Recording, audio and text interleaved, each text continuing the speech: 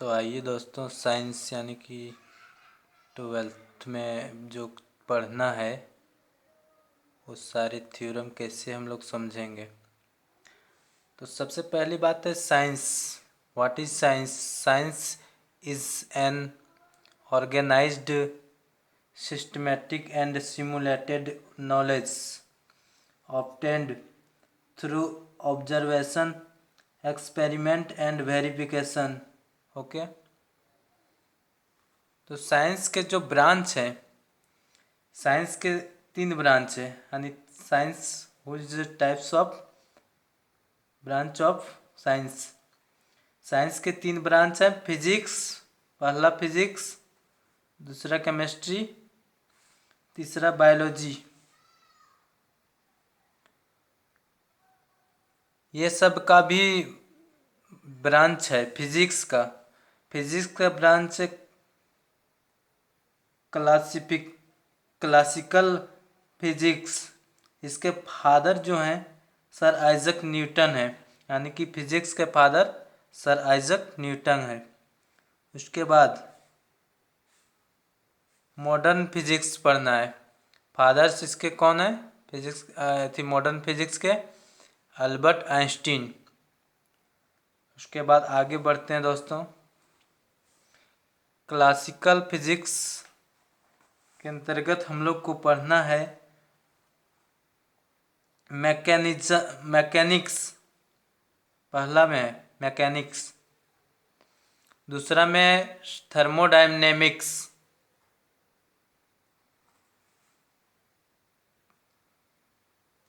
उसके बाद है इलेक्ट्रोमैग्नेटिज्म, उसके बाद ऑप्टिक्स यानी इलेक्ट्रोमैग्नेटिज्म ऑप्टिक्स 12th में पढ़ना है, और मैकेनिज्म और थर्मोडायनेमिक्स 11th में पढ़ना है। ठीक है। उसके बाद आइए दोस्तों, अब समझना है केवल बस। मॉडर्न फिजिक्स, मॉडर्न फिजिक्स में आ जाता है सेमीकंडक्टर्स एंड इट्स डिवाइसेस। दूसरा में है न्यूक्लियर फिजिक्स, तीसरा में है कम्युनिकेशन। ठीक है, ये तीनों जो पढ़ना है 12th में पढ़ना है। ठीक है दोस्तों, इसके आगे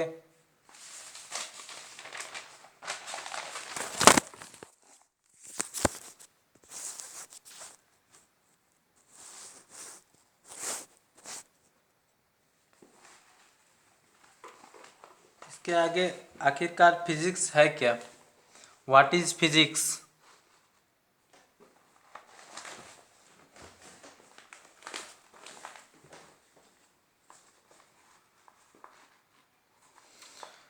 The branch of science in which deals with a study of nature and nature event experimentally is known as physics। यानी ये सब नेचर यानी प्रकृति और नेचुरल प्राकृतिक event experiment is known as physics. जो एक्सपेरिमेंट हम लोग करते हैं उसके नाम से ही जाना जाता है physics. Physical quantity, those quantity can be measured directly or indirectly is called physical quantity। Example: mass, length, time, acceleration, electric, lucent, luminous, intensity, force, etc। आगे physical quantity. There are 2 types of physical quantity. Physical quantity के 2 types यानी 2 प्रकार हैं।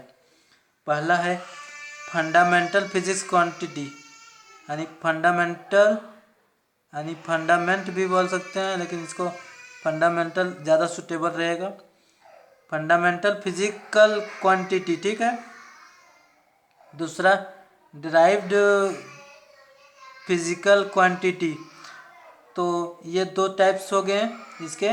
पहला fundamental physical quantity, those physical quantity fundamental physical quantity इसका जो है definition किया हुआ है, those physical quantity which are independent to each other is called fundamental physical quantity. Okay, what are laws of reflection of light explain, यानी कि reflection light को explain करना है। लॉ ऑफ रिफ्लेक्शन इंडी पहला है incident ray, reflected ray and normal light in the same plane. दूसरा है angle of incident is equal to angle of reflection R, जिसको रिप्रेजेंटेड करते हैं आर से, और इंसिडेंट को रिप्रेजेंटेड करते हैं आई से। तो दैट इज आई बराबर आर।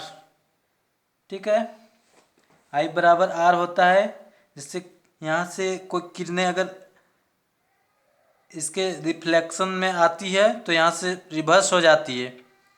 ठीक है, तो इसको आई बोलते हैं, और यहाँ पे जो जाती है किरणें इसको आर बोलते हैं, यानी दो कोण बनते हैं यहाँ।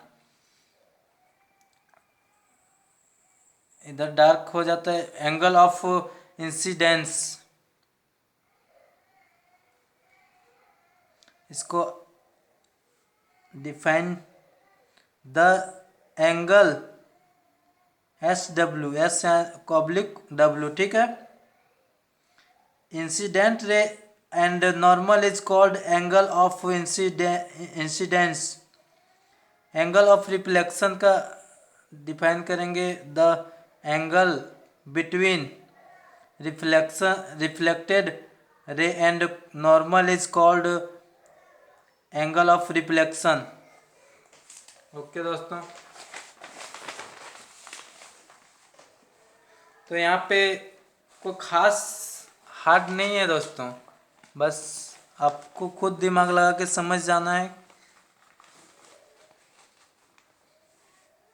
क्योंकि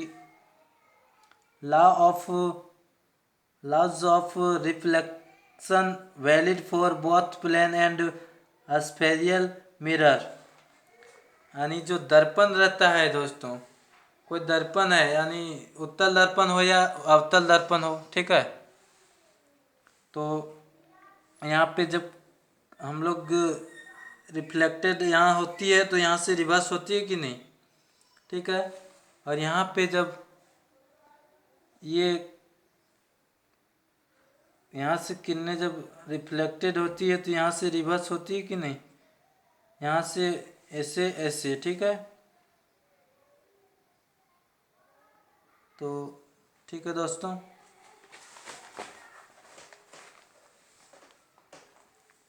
what is total internal reflection.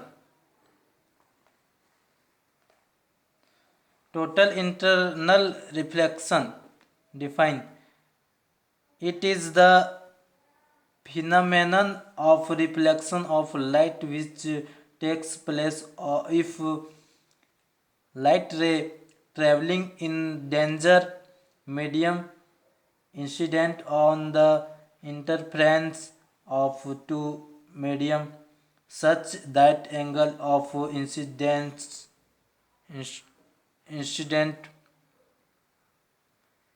is greater than the critical angle for that pair of media।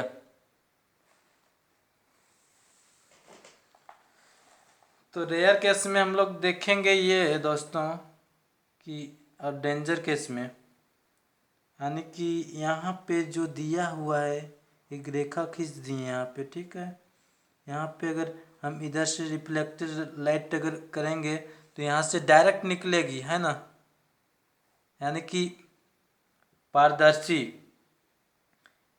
यानी कि शीशा क्या है, पारदर्शी है, ये पार से ऊपर क्रॉस करती कि नहीं, रिवर्स नहीं होगी।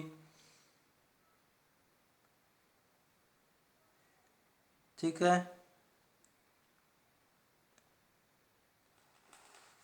रेयर केस में देखिए, यहाँ से अगर रेयर केस में जो रहता है, मान लीजिए कि कोई दर्पण है, तो यहाँ से देखते हैं तो रिवर्स होती कि नहीं। मान लीजिए कि हम अपना चेहरा देखेंगे तो बैक होता है, यानी कि आईने में दिखता है, लेकिन रिफ्लेक्टेड हो जाता है। आई बराबर आर, इसको डिनोट करते हैं।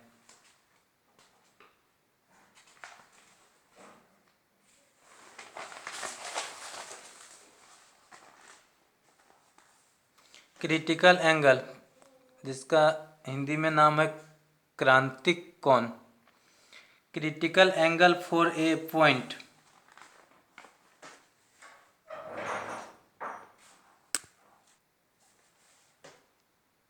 critical angle for a point of medium is defined as that angle of incident for which angle of reflection becomes 90 degree, यानी 90 डिग्री पर बनती है कौन है ना।